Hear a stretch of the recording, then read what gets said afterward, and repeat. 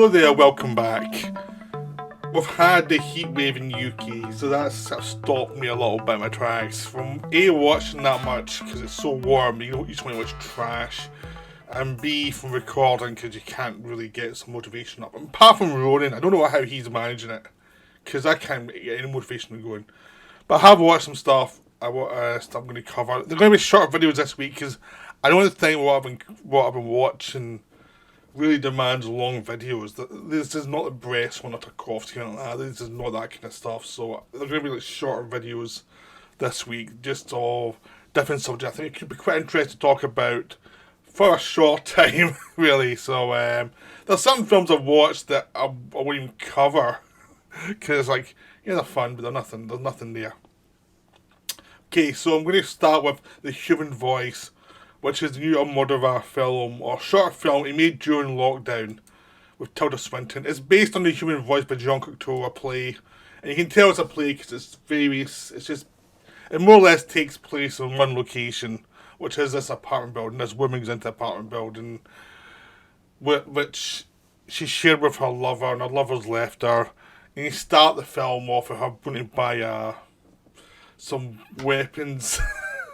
And a funny scene, and then the rest of the time it's her going around the apartment waiting for a call, and she's obsessing over this guy who's dumped her. Basically, they've had a long-term relationship, and then he's cut her off, and she's obsessing about it. And it's really about human communication and human need for something else, and how you need people, but how you also have to kind of move on from them. Like some things happen, and it's the person you were with might not be the person you thought they were, or maybe some people move on quicker, and you don't know the specifics of a relationship ultimately. You get points of view, like from her point of view, you don't know how he viewed her,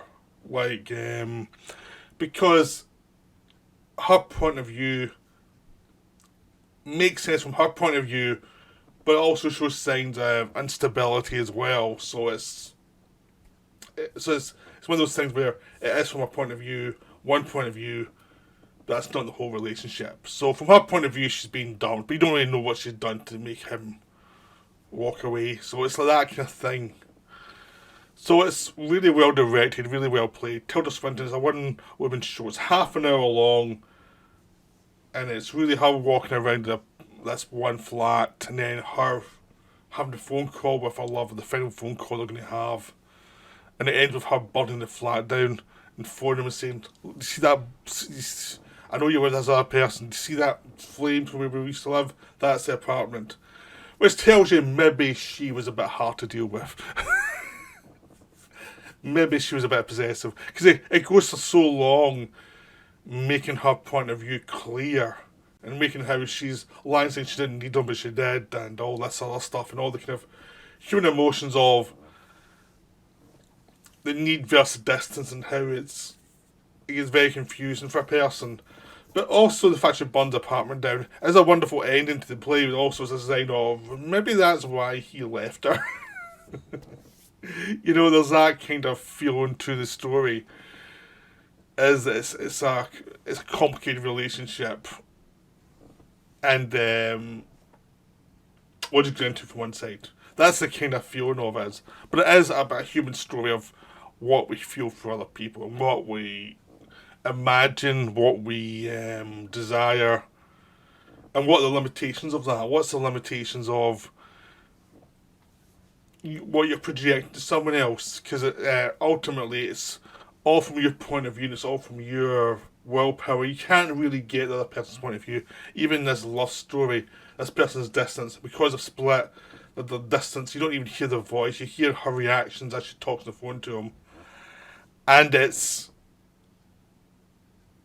about that kind of sense that people are isolated, and the human voice is what you hear is your voice really ultimately all the time, and it's like that's how you build up your character and how you build up your emotional status. You interact with other people, but it's how you interpret everything and how you react to everything. It's that human voice, and that your internal voice is what makes you you. But You know, it's never a complete picture in the world, but it also is a complete picture to your point of view. So it's what isolates you, but it's also what is your identity, basically. So it's that kind of weird mix of identity as a kind of limitation, but also it's all you've got. So it's the source of the warmth and life, but it's also the source of the coldness.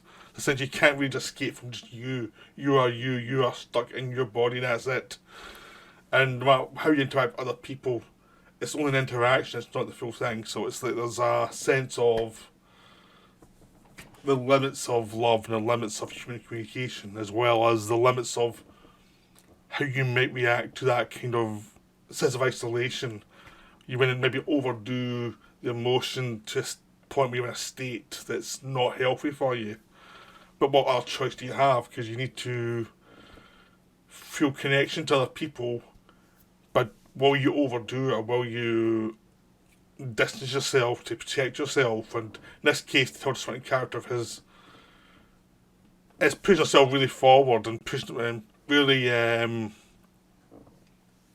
comes across as someone who might be difficult to deal with sometimes, who might be a bit clingy sometimes, but as a kind of independent person at all times, it's that weird mix of humanity in any person where you've got bits of yourself that are strong and other bits are a bit weaker, and it's like dealing with that and also dealing with stuff that you don't particularly like, but it's like it's part of your personality, and it's again that sense of isolation of what you are and who you are and what you are to other people is kind of the idea of this film.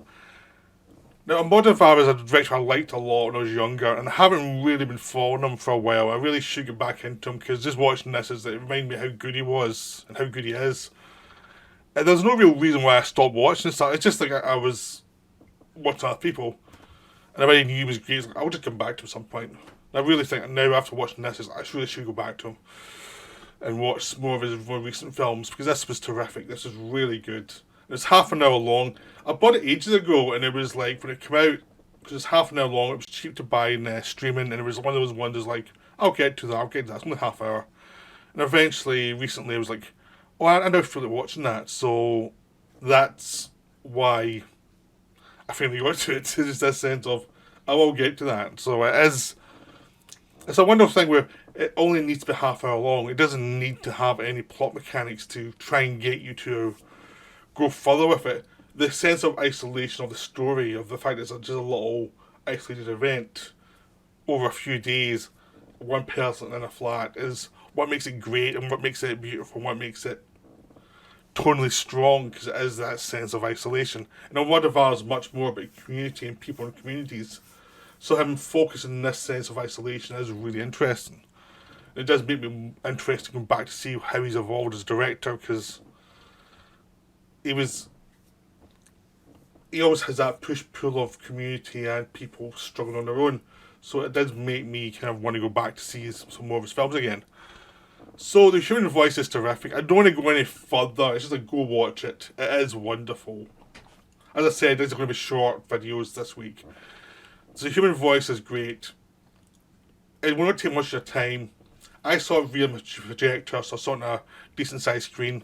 And it really helped a lot, because it is Almodovar, and he does take his time with the images. I mean, one of the big problems I've actually had watching Almodovar is I started watching his films on the big screen because they came out in the 90s. And then I find that they don't quite have the same impact when you watch them on like TV. I just don't think, I think they're made for a bigger screen, so maybe that's the solution to his films, is watch them on the projector and watch them on a bigger screen, because I think you lose a lot on TV. And I'm glad I watched this on the projector, because I think it really helps. It gives a sense of the entire frame, and it appears people moving through the landscape of this one obvious set that they bring it out and are bragging about it. It's a set. It's wonderful. It's wonderful how they do it, and it's a wonderful sense of the total